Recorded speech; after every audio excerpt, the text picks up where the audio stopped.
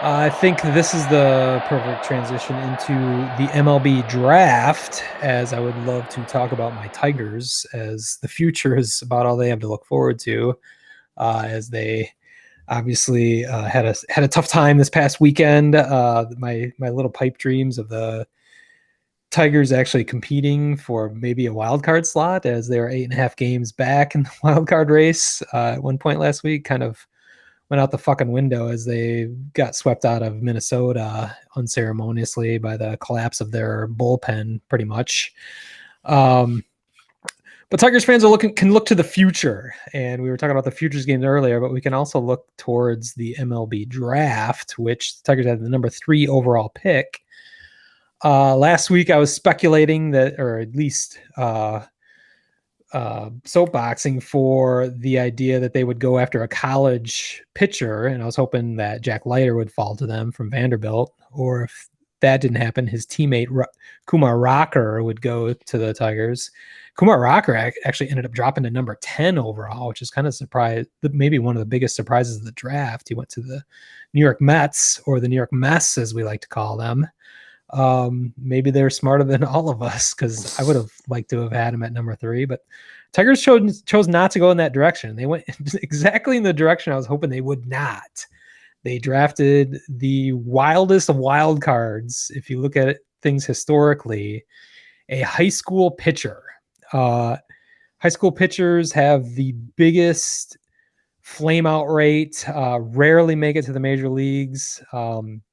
It is literal boom or bust, because the last high school pitcher, I believe, to be drafted number 1 overall that actually did something was Clayton Kershaw, which is a pretty good comp, except there were 14 other high school pitchers drafted since him that with a number 1 or early picks, whatever it is, that never even made it to the majors. So it's like either you're a first ballot Hall of Famer like Clayton Kershaw, or you don't even make it to the fucking majors. So the Tigers are clearly hoping that Jackson Jobe is the example of Clayton Kershaw.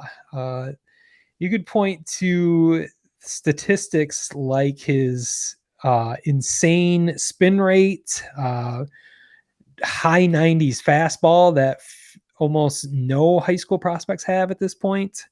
His measurables are off the charts, so that'd be one thing you could look at as hopeful, and why they would make that pretty risky decision to go after a high school pitcher with the number 3 overall pick.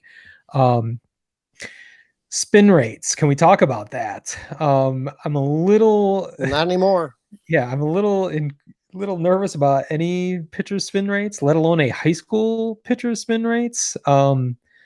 Because the major leagues didn't even have regulations against, or they had regulations, but they were not enforcing them against sticky substances that were the number 1 culprit for increased spin rates. College certainly didn't have any rules against them. High school definitely did not have rules against them. There's no one checking them. I don't even know if there was a rule. And any high school prospect has all the incentive, yeah, exactly, to be loading up on Gorilla Snot, Satan's Jism, whatever the fuck you're using, Spider Tack, anything you can get. Why wouldn't a top high school prospect do that to get his name in the draft somehow, to increase his spin rate, to increase the rate on his the rise in his fastball?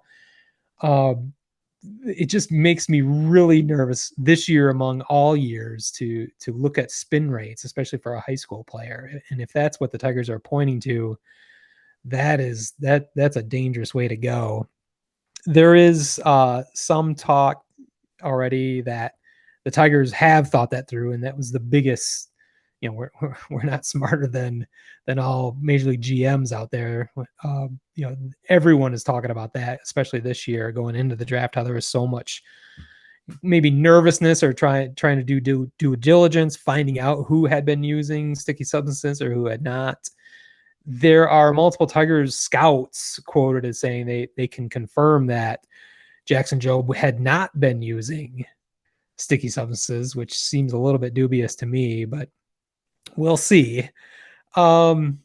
The interesting thing with the Tigers draft is they, I mean, we can, Al Avila got a lot of shit on Detroit Sports Talk Radio the next day. I mean, he's already in a precarious position, as basically since he took over, they have gone in a complete downturn, and we are 5 years into a rebuild and seeing a few signs of light at the end of the tunnel, but not much. And one of the biggest things we have to go with is this draft. And when you draft a high school pitcher like that, people are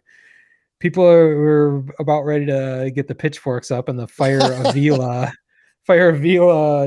hashtag was going around Detroit for sure. But he did follow it up in the second round, actually the supplemental competitive balance draft round, whatever it is. It's actually it's like round 1A and 1B. The Tigers had the 32nd overall pick, I think it was, and drafted a college pitcher in Ty Madden, which turns out to be the third rated college pitcher right after the two pitchers I was looking at, Jack Leiter and Kumar Rocker. So maybe Al Avila is a little bit smarter than people are giving him credit for. By going after the high school pitcher, they were actually able to capitalize on a college pitcher that was in the top 5, and ended up being the first team since 2015 that was able to draft 2 of MLB Pipeline's top 10 players. It hadn't been done since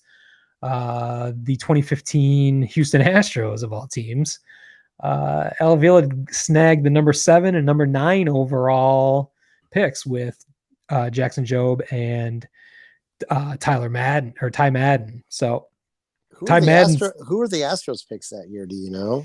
I missed that, but yeah, I mean, it's hard to say. The comparable is just that no one's been able to do it. Okay, So yeah. it's worked out in that regard. And the reason we talked a little bit about how weird the MLB draft is in general last week, and so much of it's so different than any other pro league because there's slot money, and it's not even really slot money anymore. You have a pool of money you can spend on your top 10 draft picks and their signing bonuses. So every team is limited. To didn't used to be that way. I forget when they changed the rule, but there's a finite amount of money that you can actually spend. So a lot of teams choose to go after a little bit lower rated first round picks, just with the idea that they can sign them for a little bit less money and then load up on picks later on. And that appears to be exactly what Al Avila was able to do, in addition to getting 2 top 10 picks overall, or rated players overall. So, I mean, again, you could spin these things a bunch of different ways, but I guess going into this, I was hoping that the Tigers would steer away from high school players and go more towards college players, mainly because those players will be available to them sooner than later, which the Tigers definitely need help sooner than later compared to most. So in those terms, Al did a beautiful job in that of their 21 picks, they drafted 19 college players. So this Jackson Jobe, number 1 overall, or number 1 for the Tigers, was one of only 2 high school players they drafted the whole time. So I think that's encouraging. I like that idea, at least. A lot of people are giving him shit for not drafting one of the 4 top prospects, which were all shortstops, which ends up being one of the Tigers' most glaring needs at the major league level. And there's different ways you could read into that. So many of those shortstop prospects were high school players that wouldn't be in the majors for 4 or 5 years anyway. So I mean, yes, you're watching Tigers games and seeing, and I've pointed it out that Nico Goodrum's a great guy, but he's not the answer at shortstop for the Tigers going forward. That is one of their most glaring weaknesses. The problem is you're not going to get a major league ready shortstop, that's even a couple years away to being able to fill that role. So I think that's a kind of a dumb argument or a dumb reason to be upset with Al Avila for not drafting a shortstop at that, with that high of a pick. I almost look at that as a good sign, in that the Tigers should at least, or have left that door wide open to signing one of the top free agents at shortstop this offseason that I brought up before. And of course, I brought up Carlos Correa, the obvious connection with manager AJ Hinch, his former manager in Houston. So I think, I mean, I'm probably optimistically looking at that, saying, no problem. They didn't draft a high shortstop, but that's because they're going to solve that problem for the next 5 to 10 years with one of the top proven shortstops in the world. So, that of course there's a lot that needs to happen. We need to have Chris Ilitch pony up the money it'll take to get a top shortstop free agent, and we need a shortstop that's willing to come to Detroit for whatever money they're willing to offer. So we'll see how that plays out. But there's a lot of ways to spin that. I would love to destroy Al Avila for this draft. I don't think it's warranted. I think there's a lot of ways to view this, and there's no way to judge this, of course, until 4 or 5 years down the line what he really did. So